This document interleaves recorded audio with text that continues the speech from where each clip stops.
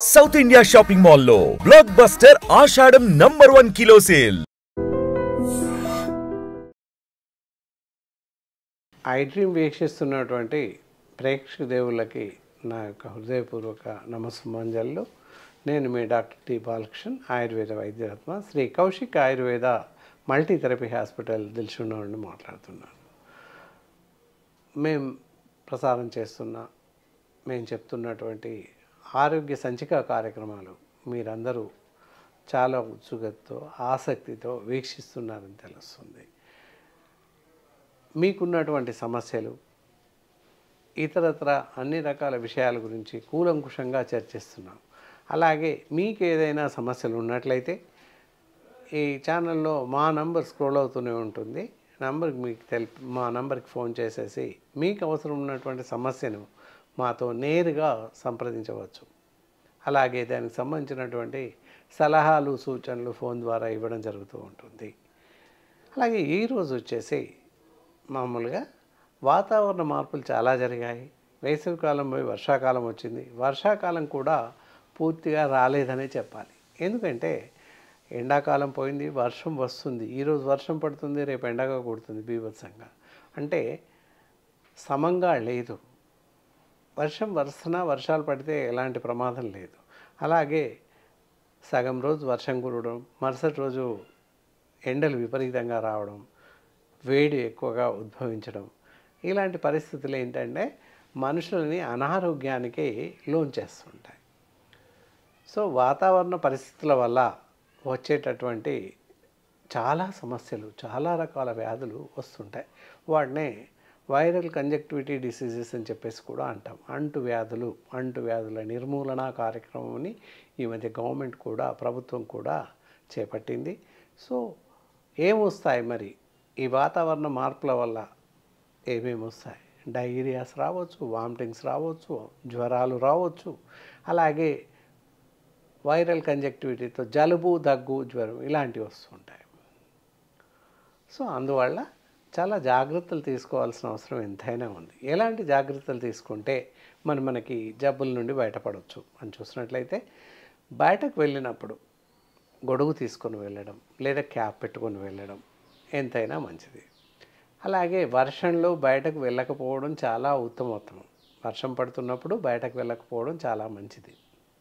అలాగే ఎండ తీక్షణంగా ఉన్నప్పుడు కూడా బయటకు వెళ్ళకూడదు. సో ఈ రెండు సందర్భాల్లోనూ మనని మనం కాపాడుకోవడం చాలా మంచిది. దానికి కాను క్యాప్స్ పెట్టుకోండి, వెహికల్ పైన వెళ్తే హెల్మెట్ పెట్టుకోండి, లేదా గొడుగు పట్టుకొని వెళ్ళండి. ఇలా చేయడం వల్ల వాతావరణ పరిస్థితుల నుంచి మనని మనం రక్షించుకోవచ్చు. అలాగే మరి ఇంటి చుట్టూ ఉన్నటువంటి విండోస్, కిటికీలు కానీ, ద్వారాలకు కానీ మస్కిటో డోర్స్ అలాంటివి ఫిక్స్ చేసుకోవడం ఎంతైనా మంచిది. లేదా మనం పడుకునేటటువంటి మంచాలకి దోమతెరలను బిగించుకోవడం ఎంతైనా మంచిది.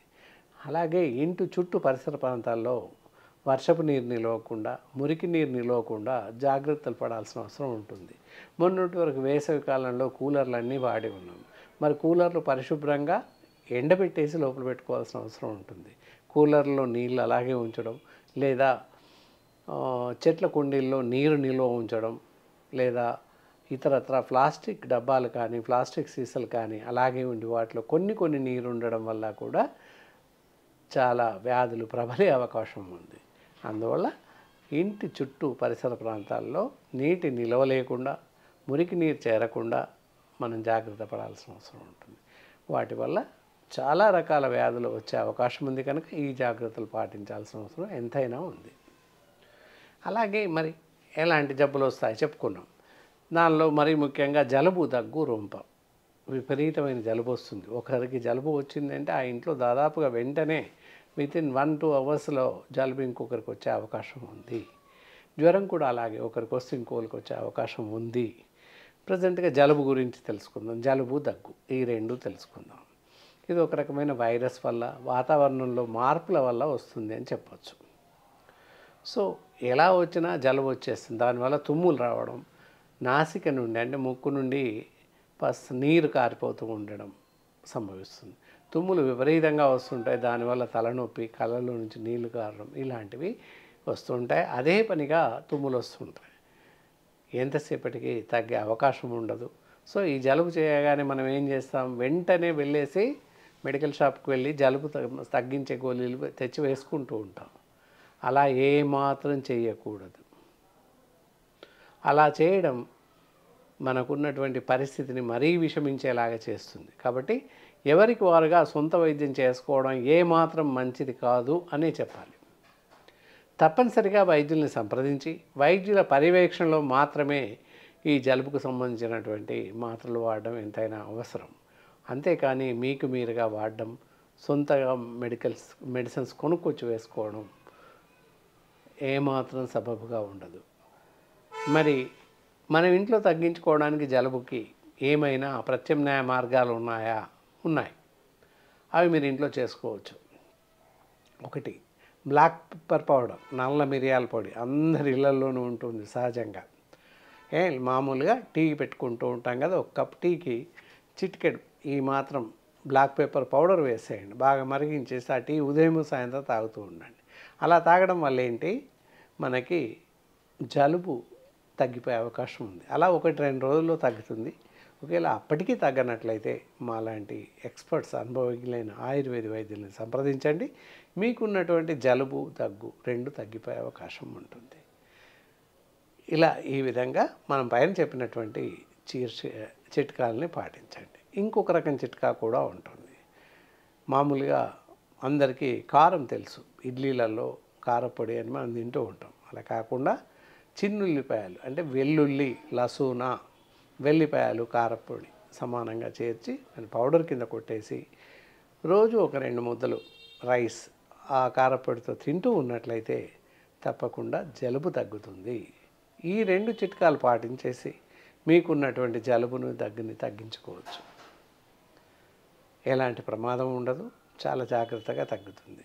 2 రోజులు చూడండి, 3 రోజులు చూడండి, అప్పటికీ తగ్గకుంటే మాత్రం తప్పనిసరిగా వైద్యుల్ని సంప్రదించాల్సిన అవసరం ఉంటుంది.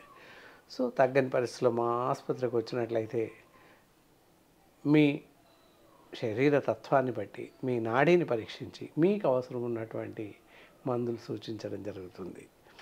లేదా జలుబు, దగ్గుకు కాను ఇక్కడ కాఫెక్స్ అనే పౌడర్ ఉంటుంది. ఈ పౌడర్ని నిరవధికంగా తగ్గే వరకు వాడుతూ ఉన్నట్లయితే తప్పనిసరి తగ్గుతుంది. వితిన్ 3-4 డేస్ డైరెక్ట్ ఈ పౌడర్ వాడుతూ ఉంటే తప్పకుండా తగ్గుతుంది.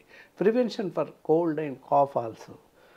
జలుబు, దగ్గు లేకపోయినప్పటికీ నార్మల్ పర్సన్స్ కూడా ఈ మందును వాడుతూ ఉన్నట్లయితే prevention for cough and cold, జలుబు, దగ్గు రాకుండా కాపాడుకోవచ్చు. రాకముందే అడ్వాన్స్గా కూడా వాడవచ్చు, వచ్చాక కూడా వాడవచ్చు. కాఫెక్స్ పౌడర్ అనేది ఏంటి అంటే ఒక 1/2 స్పూన్ మోతాదు 1 కప్ ఆఫ్ మిల్క్కి వేసేసి 5-10 నిమిషాలు మరిగించి ఉదయం సాయంత్రం తాగుతూ ఉన్నట్లయితే ఒక 15-20 డేస్ వాడితే ఈ వర్షాకాలం, చలికాలం వరకు మనకి జలుబు, దగ్గు రాకుండా కాపాడుకోవచ్చు. అడ్వాన్స్ మెడిసిన్ అన్నమాట.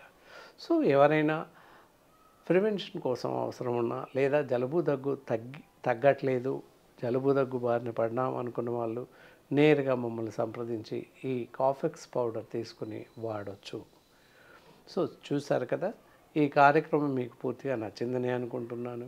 ఇంకా ఏవైనా సలహాలు, సూచనలు ఉన్నట్లయితే వాట్సాప్ ద్వారా మా ఛానల్కి తెలపండి, లేదా స్క్రీన్ పైన మా నంబర్ స్క్రోల్ అవుతుంది, మాతో నేరుగా సంప్రదించవచ్చు. ఓకే, సెలవు. Sir, one life lesson what medicine has taught you. Whatever you can do without expecting.